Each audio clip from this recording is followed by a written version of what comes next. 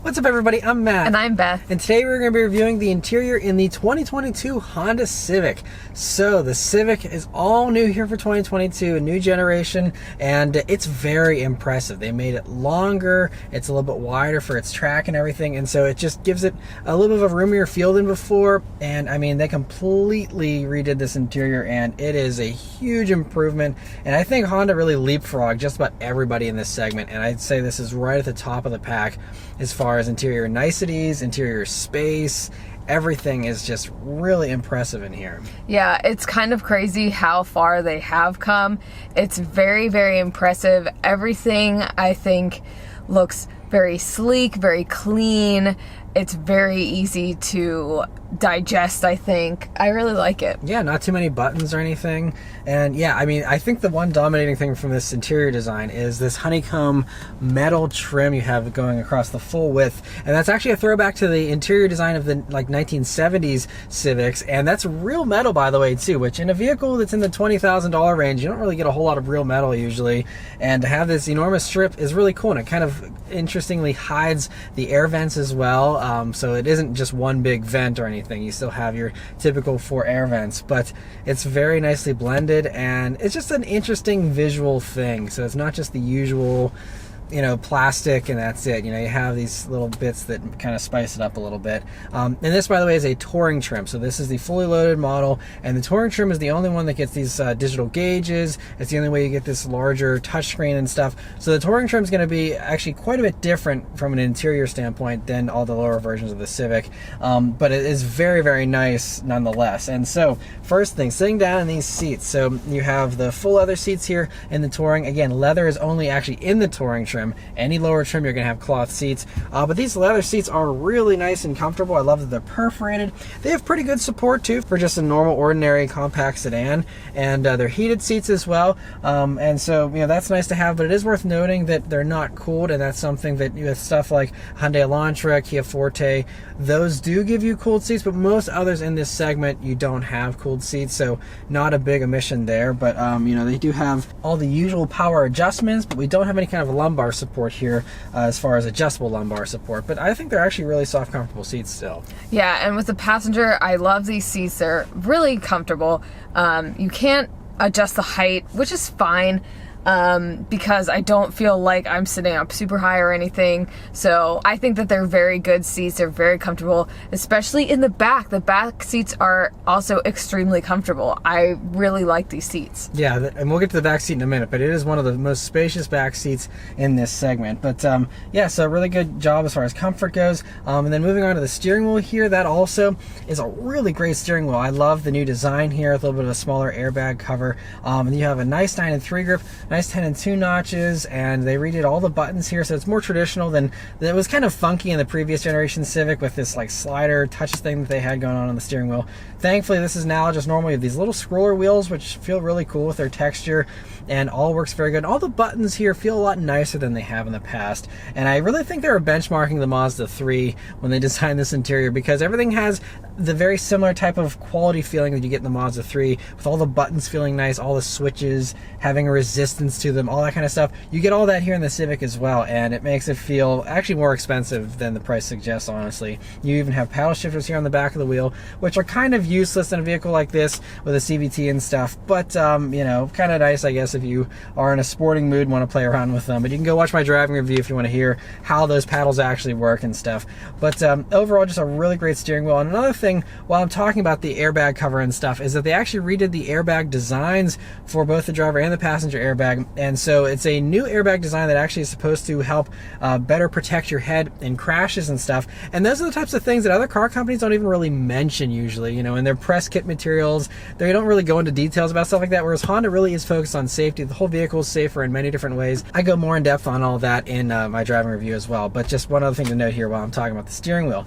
The gauges here also in the Civic are very nice. Again, the Touring trim here, you get these larger 10.2 inch gauges here, which are color and very nice. nice. Now, if you go for a lower trim of the Civic, it isn't that big of a downgrade, though. It's a partially digital gauge cluster, but it looks like it's almost fully digital, and it's actually very similar to what you get in the current generation Honda Accord, if you're familiar with that. But these fully digital gauges are really nice. I love you have a little bit of a backlight effect to them there at the top, and you have a nice large digital speed readout, and then your traditional gauges there. And I also love how you can customize the gauges a good bit. So that whole right cluster there, you can have whatever you want displayed in there. You know, just it's usually the typical stuff, your trip information, navigation instructions, all that. But the left-hand side here, you can have it so that it's showing you whatever song's playing on Apple CarPlay, Bluetooth, you know, all that audio information in there. And I really love that you can actually, you know, customize that, because, for example, the Mazda 3, which again, I'm going to reference the Mazda 3 a lot in this review because I think it's right at the top of the pack here with the Civic. But with the Mazda 3, the digital gauges, they're nice looking, but there's like basically no customization. The fact you can have all kinds of different information on these gauges, to me, makes them feel a lot better than what you get in the Mazda. And it's just nice to have personalization in your car. And so it's great that, you know, you can actually do things with these digital gauges and they're not just a screen there for the sake of having a screen. So that's really great. Coming over to the center of the dashboard here too, you have this great 9-inch display audio Honda touchscreen, and it's really great. Now, this is the only way you get this screen, again, is with a Touring trim. Lower trims are going to go for a 7-inch screen, but it also is a touchscreen and has the same kind of software and all that kind of stuff. But the important differentiation is that this 9-inch screen has wireless Apple CarPlay, wireless Android Auto. If you go for the lower screen, it's wired. So keep that in mind, and it is really nice to have the wireless integration, because you just hop in the car, you always have it right there, and it's been really quick to boot up. It was flawless the entire week. I never had an issue with the wireless CarPlay. It always worked, never glitched, and the whole infotainment system itself actually never glitched on me. It was really, really solid, and I really loved it. I mean, so even, you know, beyond the whole Apple CarPlay thing, the Honda thing is great because you can actually customize these tiles, drag and drop the ones you use the most, which should be right there in the forefront. This is also the first Honda screen to use smart shortcuts. This is the first Honda application of this AI kind of technology where it'll figure out the things you use the most and offer those up down here at the bottom as an intelligent suggestion for you. And so as you drive the car, this will get better and better, and, you know, in your ownership experience, it should just improve. And so that's really great, and it's nice. It has a volume knob as well, and even a little tune rocker here. A lot of other companies, you know, they just have given up on doing any kind of tune knob or rocker. At least in this, you know, I would like to have a knob, but, you know, having at least a little thing here, you know, that's a physical control, and also this home button's a physical button. In previous Hondas, it was all capacitive touch stuff, and it was kind of a little bit glitchy. This is all very nice and easy to use, and this is even padded right beneath the screen, so even when you're resting your hand here or something to mess with stuff, you know, it's a little bit of a nicer experience as well.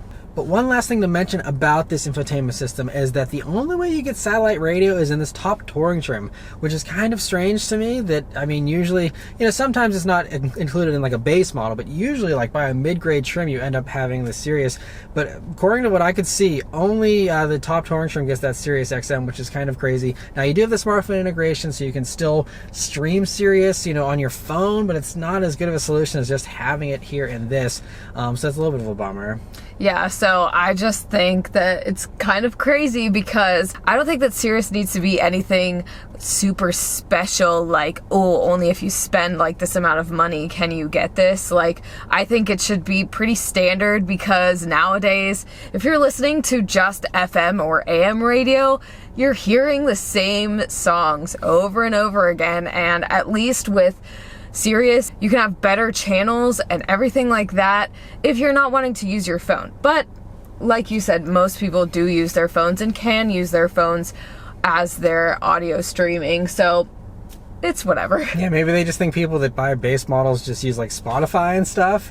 I guess that kind of makes sense. If you don't want to spend $30 a month for Sirius, you probably don't want to spend, you know, the top trim, you know, and all that extra money. So maybe it's like a value-minded thing. I don't know. I'm trying to figure it out. But regardless, just keep in mind, if you like Sirius, you're going to have to go for the top trim here, unfortunately.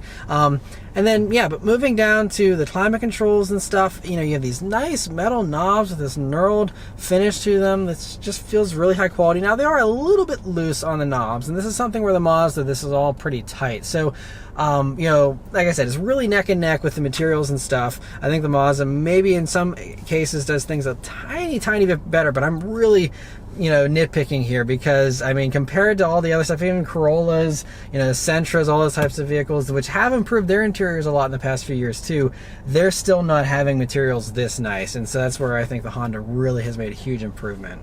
Another material that I really like here in the Civic is that they deliberately use this different type of plastic for the trim around your window switches and the shifter and all that. And it has this really cool texture for one, but two, they made it so that it doesn't have fingerprints all over it. And like everything else, having shiny, black plastic and stuff, which just looks awful with dust and fingerprints and stuff, this I think is actually going to look really good over the life of the vehicle. But the only place that you will get that shiny black plastic is right here on the doors. But nobody's really touching that unless you're opening the door, putting your hand right there. But it's really not that bad. It's not something you're gonna be constantly looking at every single day when you are driving your car. Yeah, and I feel like, like you said, you're not gonna look at it a whole lot versus this kind of stuff you're seeing a lot more and interacting with your cup holders and stuff. So yeah, it's a good point. If you're gonna have black plastic, that's a fine place for it, probably. Right. So that's good. And yeah, moving on to your storage spaces here in the Civic. So it's really good. So in the doors here, you have a pretty large size pocket with a bottle holder. It's not the biggest bottle holder, but should be sufficient for most people. And in the middle here, you have this center bin, which here in the top Touring trim, and I believe the EX, you get a wireless charging pad here, which is nicely rubberized, has these little ledges to it so that it kind of holds your phone in a little bit better. My iPhone 11 Pro fits in here perfectly, and maybe if you go up to like a max version of those phones, those should fit, but that's probably about the limit of what you can actually use. So it's a little bit on the smaller side as far as wireless charging pads go. But something that is slightly a downside to that little area is that they don't want you putting anything on the wireless charging pad unless it is your phone. So if you're throwing your keys in there or anything else, I feel like it's not going to be that great. It's kind of upsetting that it doesn't really give you any more space for anything else. Yeah, I mean, you can turn off the wireless charging pad, and then that way it is safe to put stuff on top of here, but it's just kind of unfortunate you can't like mix and match. You can't like throw your phone on there and then take it off. You have to constantly be hitting this button over and over again whenever you want to actually have it work. So a little bit inconvenient there, but yeah, that's just the nature of wireless charging pads. Is it's like you can't have anything metal on them because it'll try and charge whatever is metal. But yeah, and like I said, that's only on these top trims. Lower trims, you will just have a normal bin there, and that'll be a lot more usable. You'll also see 2 USB jacks and a power outlet in that area. Now, if you go for a lower trim of the Civic, you only get 1 USB jack up here. So even with stuff like that, they kind of cut back a little bit on those lower trims. Then you have your 2 cup holders though, which are a good size. And then you have the center armrest as well, which is really nice and softly padded. It's really pretty plush. I love it. And you open that up, and then you have a pretty deep cubby there with a little removable tray here. And I'd say this is pretty good for the segment. It's probably right towards the top of the pack, and one of the biggest bins in this segment. Not going to be any kind of SUV size space or anything, but I think it's a pretty good amount of space there. And yeah, then another thing though I have to mention before we go to the back seat is the sound system here in this vehicle. So in the Touring trim only, you get this Bose 12 speaker Centerpoint 2 stereo, and this is the first time I've been in a Honda and actually been super impressed with the stereo, because usually Honda stereos are a little underwhelming, even the premium stereos and the upgraded ones, but this Bose system, it really actually knocked my socks off. It's almost as good as the Bose system in the Mazda 3, which I think is one of the best stereos under $50,000 in a car. This was really neck and neck with it. Maybe when you really crank it up loudly on bass heavy songs, this doesn't have the advantage that the Mazda does, where the Mazda doesn't have any speakers in the lower part of the doors here, and so it can have a more cleaner bass sound. But I mean, they're really neck and neck, and I think now that the Mazda has lost that advantage, because I always used to say, if you want the best sound experience possible, go for the Mazda. Now I can say you don't have to go for the Mazda, you can also go for the Honda and still have a fantastic stereo. I was really impressed with just how good this stereo sounds. And so if you're someone who's really into music, that might be worth going up to the Touring alone, because it is that good, and I was very impressed with that stereo. But anyway, moving on to the back seat here in the Civic. That is another thing that is very impressive. It's a very soft, comfortable back seat, and yeah, it's very spacious, like you were mentioning. I'm 5'9", and me sitting behind myself, I have about 4 inches of legroom to spare, which for this segment of vehicle is pretty unheard of, honestly. It's a good amount of space. You also have little pockets on the doors there. There's a fold-down center armrest with 2 cup holders built into it as well. Now, the only downside is you don't have any dedicated air vents for these back seat passengers, and that is something that a couple of the other competitors do give you dedicated air vents there. This one doesn't, but you do have 2 USB jacks back there, so it is nice that it has that. And now, when you are putting in a car seat, because we did use our car seat in this car, when you do put that in, there is not a lot of space when you are sitting in the front seat. Now, I didn't sit in the front seat when we were driving around. I was sitting in the back with the baby, which I loved those seats. I was really comfortable. I felt like I had a lot of space, and it was good to be able to be back there with the baby. But when I did come to sit up here, when the baby was not in the car, I just felt like I didn't have that much space. Yeah, and so I actually sat in the front seat while the baby was in the back seat there just to test it out for a minute, and yeah, I have maybe an inch of legroom to spare, and I'm 5'9" again, so if you're 5'9" or less, you know, you can sit in this front seat, you know, with someone, a baby right behind you there in a rear-facing seat, which again, the rear-facing seats are the ones that take up the most space, but just so you have enough clearance and all that, you know, just keep in mind, you are going to be sitting up a little bit more forward here, but it is a compact car, so you can't, you know, expect too much. If you want, you know, more space and more comfortable amount of space, you probably want to go up to an Accord. But I mean, it worked totally fine though. It fit the baby seat very well. There's also a good amount of headroom back there too. Again, several inches of headroom to spare. Yeah, so I mean, it certainly does work. And considering a rear-facing seat is a temporary thing, you know, it's not too bad to have to deal with that. You know, especially like you said, if you're going to be sitting in the back half the time with the baby, it's not too bad. Right, and that's what I was gonna say. Yeah, so if you do have a rear-facing car seat, I would suggest, if there's 2 of you driving around, that one of you does sit in the back with the baby, because you'll just have more space. Yeah, makes sense. And then yeah, moving on to the trunk space here in the Civic, it's also a pretty good amount of space for a compact sedan. I think it's right up there with some of the best out there, and it's a nice wide, pretty long opening, and yeah, it's just a really well done trunk. But yeah, so I mean, that's it as far as this interior, honestly. It's very impressive, especially in this touring trim. Now, this one, as tested, is about $28,300. And I go more into the pricing in my driving review, but just the cliff notes here is this is towards the top of the segment as far as pricing goes, but it gives you some nicer stuff than what a Corolla gives you for this amount of money. And the Mazda 3, which I keep referencing, is basically the same exact price for a comparable trim. And so, you know, I'd say this is very competitive. And the fact that the Mazda, you have to deal with a controller wheel to use your screen was kind of a pain. This just being a nice, easy touch screen, having the more customizable gauges, the fantastic stereo, the cool interior design, the high quality feeling here. You know, it's just, I think it's a fantastic value, you know, even though it is a little bit more expensive, you know, and these also depreciate less because, you know, Honda Civics are just famous for being high quality, you know, little cars that last a long time. And so, yeah, I just think the Civic is stronger now than it ever has been before, and it's a really nice place to spend time. But those are all of our thoughts. Let us know your thoughts in the comments below. Thank you guys very much for watching. Be sure to watch that driving review. And yeah, we'll see you guys in the next one. Take care.